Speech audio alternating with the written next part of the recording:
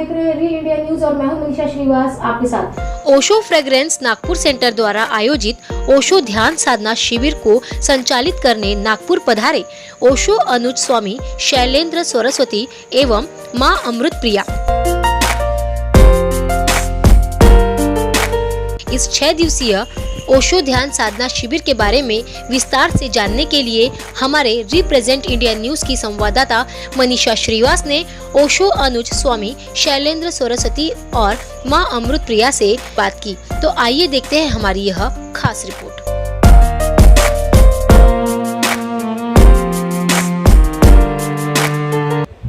नमस्कार, आप देख रहे हैं रिप्रेजेंट इंडिया न्यूज़ और मैं हूं मनीषा श्रीवास आपके साथ। हाल ही में ओशो फ्रेग्रेंस नागपुर सेंटर द्वारा ओशो ध्यान साधना शिविर का आयोजन किया गया है। हमारे साथ ओशो अनुज स्वामी शैलेंद्र सरस्वती और मां अमृत प्रिया नागपुर में इस वक्त मौजूद है। आइए उनसे जानते हैं इस पूरे शिविर के बारे में। सर, आपका रिप्रेजेंट इंडिया न्यूज़ में स्वागत है। 6 दिन का यह शिविर है, इसके बारे में आप क्या बताना चाहेंगे? इस 6 दिन के शिविर में ओशो के द्वारा बताई गई आधुनिक ध्यान पद्धतियों का प्रयोग सिखाया जाएगा। लगभग 125 मित्र इसमें भाग ले रहे हैं। सुबह 7 बजे से यह शिविर शुरू होगा और 1.5 घंटे के सेशन होंगे, 5 सेशन होंगे और रात को डिनर के बाद यह शिविर समाप्त होगा। तो सुबह 7 बजे से लेकर रात को 9 बजे तक यह शिविर चलेगा। 6 दिन तक लगभग 27 ध्यान की विधियाँ ओशो के द्वारा बताई गई इसमें सबको सिखाई जाएंगी। जिस व्यक्ति को जो विधि पसंद आ जाए फिर घर में जाके वह उस विधि का साधना जारी रख सकता है, कंटिन्यू रख सकता है। इस शिविर में जो आधुनिक युग में ओशो ध्यान कैसे करें, इसके बारे में जो विषय रखा गया है, इसके बारे में आप। आधुनिक युग प्राचीन युग से बहुत अलग हो गया है। प्राचीन ज़माने में जो पद्धतियाँ खोजी गई थीं वो वृद्ध लोगों के लिए खोजी गई थीं। आप सब जानते हैं पहले जीवन 4 हिस्सों में बटा हुआ था। पहले शिक्षा काल था 25 साल का, फिर उसके बाद गृहस्थाश्रम था, तो वानप्रस्थ था। उसके बाद 75 साल के बाद ध्यान साधना अध्यात्म था, धर्म था। तो वो सारी विधियाँ ऐसी थीं जो वृद्ध लोगों के काम की थीं। अगर हम चाहते हैं कि दुनिया में युवक युवतियाँ और बच्चे भी शामिल हों, केवल पुरुष ही नहीं स्त्रियाँ भी शामिल हों, तो निश्चित रूप से दूसरे प्रकार की ध्यान विधियाँ चाहिए। तो सद्गुरु ओशो ने आधुनिक मनुष्य की इस बदली हुई परिस्थिति को देखकर नए प्रकार की मेडिटेशन टेक्निक्स बनाई, जिसमें बच्चों को भी रुचि आती है, युवा वर्ग को भी रुचि आती है, महिलाओं को भी रुचि पैदा होती है। आजकल हम देख रहे हैं समाज में इतनी गतिविधियां अलग अलग टाइप की बढ़ गई है। कोई किसी को जल्दी क्रोध आता है, कोई जल्दी हाइपर हो जाता है बहुत ज़्यादा। इसका क्या कारण है कि जो अभी आधुनिक युग में इतना सब बदलाव हो रहा है लगातार? आधुनिक युग में जैसे जैसे शिक्षा का प्रचार प्रसार होता जा रहा है वैसे वैसे आदमी ज़्यादा महत्वाकांक्षी और एम्बिशियस होता जा रहा है। सभी तेज़ी से दौड़ में हैं और दूसरे सब दुश्मन हैं, उन्हीं के साथ प्रतियोगिता है, उन्हीं को पीछे पछाड़ना है। हम छोटे छोटे बच्चे को सिखा रहे हैं कि बेटा खेल में जीतना, क्लास में फर्स्ट आना। ये जो फर्स्ट होने की बीमारी है ना, वो हमारी टेंशन की जड़ है। जो आगे निकल जाएंगे वो महा अहंकारी हो जाएंगे, वो महाक्रोधी हो जाएंगे। जो पीछे पिछड़ गए वो तनाव में और डिप्रेशन में चले जाएंगे और भीतर वो बौखलाए हुए हैं, वो थक गए, हार गए, टूट गए, जरा सी बात पे नाराज़, वो एक्चुअली पूरी ज़िंदगी से ही नाराज़ हैं। तो बेसिकली सद्गुरु ओशो कहते हैं कि हमारी शिक्षा प्रणाली जैसी है उसमें भूल चूक है। हमें यही नहीं सिखाना चाहिए कि दूसरों से आगे निकलो, हमें यह सिखाना चाहिए तुम अपने अतीत से आगे निकलो। कल मैं जहाँ था आज उससे ज़्यादा एक बेहतर इंसान बनूँ, यह हमारा लक्ष्य होना चाहिए। दूसरों के साथ कोई कंपटीशन नहीं, दूसरों के साथ कोई कंपैरिजन नहीं, तब कहीं भी कोई तनाव नहीं होगा। सब लोग प्रसन्नतापूर्वक, शांतिपूर्वक, आनंदपूर्वक अपना जीवन जी सकेंगे। और क्रोध की जो आए दिन हम घटनाएं सुनते रहते हैं, जरा जरा सी बात में लोग आग बबूला हो जाते हैं, आत्महत्या कर लेते हैं, हत्या कर देते हैं। और बड़े रूप में यही हम देखते हैं युद्ध के रूप में। एक व्यक्ति का क्रोध है और व्यक्ति के अलावा एक सामूहिक क्रोध है। एक देश दूसरे देश पर नाराज़ है, सब एक दूसरे पर नाराज़ हैं, दूसरे को मिटा देने को तत्पर हैं। और इसकी जो बुनियाद है, वो जो जहर है एम्बिशन का, वो बहुत बचपन से हमने बच्चों के भीतर डाला है। तो जैसे जैसे शिक्षा का प्रचार प्रसार होता चला गया, ये एम्बिशन वाली शिक्षा का, वैसे वैसे तनाव बढ़ते गए, टेंशन बढ़ते गए, डिप्रेशन बढ़ते गए और ये क्रोध की घटनाएं और बड़े रूप में वही युद्ध के रूप में दिखाई देती हैं, ये बढ़ती चली जा रही हैं। जैसे कि हम देखते हैं कि पाप और पुण्य होता है, तो ये पाप पुण्य को आप किस तरह से देखते हैं और जनता को क्या समझाना चाहेंगे पाप और पुण्य के बारे में?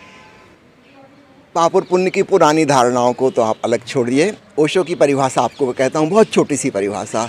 जिस कार्य को तुम होशपूर्वक और प्रेम पूर्वक करो वह पुण्य है और जिस काम को करने के लिए तुम होशपूर्वक कर ही ना सको और प्रेमपूर्वक कर ही ना सको, वह पाप है।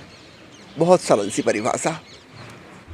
सर हमें ये बताइए कि आजकल के जो स्टूडेंट्स हैं, कंपटीशन तो बहुत है, तो उनका कभी एडमिशन नहीं हुआ तो वो स्ट्रेसफुल हो जाते हैं बहुत ज़्यादा, उन्हें समझ ही नहीं आता है वो क्या करें, तो सुसाइड जैसे कदम उठा लेते हैं। उनके ऐसे स्टूडेंट्स के लिए आप क्या कहना चाहेंगे? उन स्टूडेंट्स को तो मैं कुछ नहीं कहूँगा, वो तो बेचारे शिकार हैं एक बीमारी के। वो बीमारी पकड़ाई है उनके माता पिता ने, समाज ने, परिवार ने, शिक्षकों ने, सब ने मिलजुल कर सिखाया है उनको कि आगे निकलो, आगे निकलो। सब लोग तो नहीं निकल सकते, पैदाइशी सारे लोग प्रतिभाशाली और टैलेंटेड तो नहीं हैं। करीब करीब 2% बच्चे हैं जो जीनियस होते हैं, 2% इडियट होते हैं, और बाकी के बीच में रेंज में हैं, कुछ परसेंट बुद्धि है। IQ लेवल सबका एक सा नहीं है, और हम सबसे उम्मीद लगा के बैठे हैं कि सब टॉप पे आ जाएं। ऐसा कैसे हो सकता है? This is impossible. एक असंभव काम हमने दे दिया तो उसमें तो असफलता होगी ही होगी। तो इसमें भूल स्टूडेंट की नहीं है, उनको जो शिक्षा दी गई है, माता पिता ने उनको जो समझा दिया है, और पूरे समाज ने, पूरा स्ट्रक्चर वैसा है जो एम्बिशन सिखा रहा है, उसमें भूल है। और जब तक ये लोग नहीं सुधरते, मुझे याद आता है कोटा में एक लड़की ने सुसाइड किया था, और उसने सुसाइड नोट करके छोड़ा है। उसमें लिखा है कि मेरे माता पिता के लिए नोट लिख रही हूँ, मेरे शिक्षकों के लिए नोट लिख रही हूँ, मैं तो सुसाइड कर रही हूँ, लेकिन मेरी जैसी हज़ारों लड़कियाँ हैं और लड़के हैं जो बिल्कुल वर्ज पर खड़े हैं सुसाइड करने की, आज कर लें कि कल कर लें। और उनकी मनस्थिति ऐसी बनाने के लिए आप सब लोग जिम्मेवार हैं। आपने हमको इतना फोर्स किया है, मजबूर किया है, तो इसमें गलती बच्चों की नहीं है बल्कि बुजुर्गों की है। आप नागपुर की जनता को क्या कहना चाहेंगे कि शिविर में आइए, और क्या आह्वान करना चाहेंगे? देखिए, शिविर में तो जगह सीमित है, जितनी जगह थी वो पूरी भर चुकी है, तो मैं शिविर में तो नहीं बुलाऊंगा, लेकिन ज़रूर निवेदन करूंगा कि यूट्यूब पर हमारे बहुत सारे प्रवचन हैं, प्रश्नोत्तर हैं, ध्यान प्रयोग हैं, उसमें भाग लीजिए। हाँ, ऑनलाइन शिविर भी होते हैं हर अल्टरनेट वीक, एक हफ्ते का वह शिविर होता है। तो एक शिविर आज ही सुबह ख़त्म हुआ है, आज उसका लास्ट क्वेश्चन आंसर डे था, उसको करके ही मैं यहाँ पर आया हूँ। एक हफ्ते के गैप के बाद फिर दूसरा शुरू होगा। इसमें संख्या की कोई लिमिटेशन नहीं है, क्योंकि जगह का कोई बंधन नहीं है। सब लोग घर बैठे अपने अपने, सुबह 6:30 बजे से यह शुरू होता है, 1.5 घंटे का सेशन 8 बजे का, और उसके पश्चात फिर वो एक दूसरे विमियो सॉफ्टवेयर उस पर अपलोड कर दिया जाता है, जो दूसरे दिन सुबह 6 बजे तक अवेलेबल रहेगा। तो जो मित्र सुबह नहीं उठ पाते या कोई अन्य व्यस्तताएं रहती हैं, उस समय नहीं कर पाते, वो 24 घंटे में कभी भी उसमें भाग ले सकते हैं। कई महिलाओं को सुबह समय नहीं मिलता, वो बिज़ी रहती हैं, बच्चों को तैयार करना है, नाश्ता बनाना है, वो कभी दोपहर को कर सकती हैं, शाम को कर सकती हैं, रात को कर सकती हैं। तो यह एक बहुत बड़ी उपलब्धि इस कोरोना काल में हुई है। कोरोना काल के नेगेटिव परिणाम तो हम सब जानते हैं, लेकिन एक नई टेक्निक विकसित हुई कि हम ध्यान के प्रयोग ऑनलाइन करा रहे हैं, और लगभग 1000 पीपल पर मंथ इसमें भाग ले रहे हैं। और न केवल इस देश के, नेपाल का एक बहुत बड़ा वर्ग हमसे जुड़ा हुआ है, और अमेरिका में, यूरोप के विभिन्न देशों में, ऑस्ट्रेलिया में, कनाडा में, वहाँ के लोग भी भाग ले रहे हैं, क्योंकि वो 24 घंटे अवेलेबल है। तो समय का भी बंधन नहीं रहा, वरना ये मुश्किल थी कि यहाँ जब सुबह हो रही है तो कहीं पर रात सोने का समय आ गया तो वो कैसे करें। तो आधुनिक टेक्नोलॉजी को धन्यवाद। तो मैं इसमें निमंत्रित करता हूँ, कोई भी मित्र इसमें भाग ले सकते हैं। ओशो फ्रेग्रेंस का नंबर आप वेबसाइट से प्राप्त कर लीजिए, हमारे व्हाट्सएप ग्रुप के सदस्य बन जाइए, आपको नियमित सूचना मिलती रहेगी कब कौन सा ध्यान शिविर हो रहा है, और घर बैठे उसमें आप भाग लीजिए। धन्यवाद। रिप्रेजेंट इंडिया न्यूज़ से बात करने के लिए थैंक यू वेरी मच। हमारे साथ माँ अमृत प्रिया भी है, उनसे भी जानते हैं कि इस शिविर के बारे में भी जानेंगे, और साथ ही ये भी जानेंगे कि जो महिलाएं हैं, पुरुष का तो हर कोई देखता है कि वो जॉब की वजह से स्ट्रेस में है, लेकिन महिलाएं जो घर में काम करती है वह किस तरह से अपने आप को मेडिटेशन की तरफ लेकर जाए और अपने मन में भी वो एक शांति बनाए रखे। मैडम, आपका रिप्रेजेंट इंडिया न्यूज़ में स्वागत है। आप क्या बताना चाहेंगे? मैं, आपने जो पूछा कि महिलाएं जो हैं वो भी स्ट्रेस में है, और उनका स्ट्रेस का क्या कारण है। उनके स्ट्रेस का भी यही कारण है कि जो जॉब में उनके पति जॉब से स्ट्रेस लेकर आते हैं, वो वहाँ पर नहीं छोड़ पाते हैं, तो यहाँ जिस पर निकाला जा सकता है उस पर निकालते हैं। तो उनके भी स्ट्रेस का बाहर ही कारण है, लेकिन कारण बाहर सही हो, लेकिन निदान उसका बाहर नहीं है। आप उसका निदान भीतर ही खोज सकते हैं। तो आप चाहे पुरुष हो चाहे स्त्री हो, आपको ध्यान ही एकमात्र निदान है, और जिससे कि आप स्ट्रेस फ्री हो सकते हैं।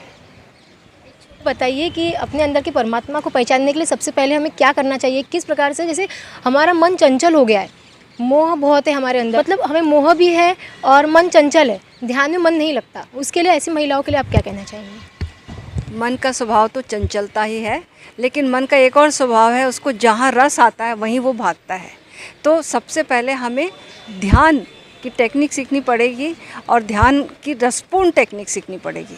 और जब वो अपने भीतर जाएगा, ध्यान में जब गहराई मिलेगी तो उसे रस आएगा और फिर वो उसे बैठाना नहीं पड़ेगा ध्यान के लिए, क्योंकि अब उसे रस आने लगा। आपने कहा कि परमात्मा को कैसे जाने, तो परमात्मा को इसी विधि से जाने कि स्वयं को जानेंगे तो परमात्मा को जान पाएंगे। सीधे परमात्मा को आप नहीं जान सकते, आप स्वयं को जान सकते हैं। आपके भीतर आप जैसे हैं आप वही बाहर देख सकते हैं। आप भीतर परमात्मा को जान सके हैं, आप भीतर अपनी चैतन्यता को जान सकें, भीतर के आनंद को डूब सके हैं, तो आप बाहर भी वही प्रतिध्वनित होगा आपके। तो जैसा भीतर है वैसा ही हम बाहर अनुभव कर पाते हैं। तो परमात्मा पहले भीतर अनुभव किया जाता है और फिर बाहर अनुभव किया जाता है। यही। रिप्रेजेंट इंडिया न्यूज़ से बात करने के लिए बहुत बहुत धन्यवाद। Thank you. तो इस तरह से हमने आज देखा कि हमें आज बहुत कुछ सीखने को भी मिला कि ध्यान कितना ज़रूरी है हमारे पूरे लाइफ में। इसी के साथ आप देखते रहिए represent India News. Thank you ji. Thank you sir.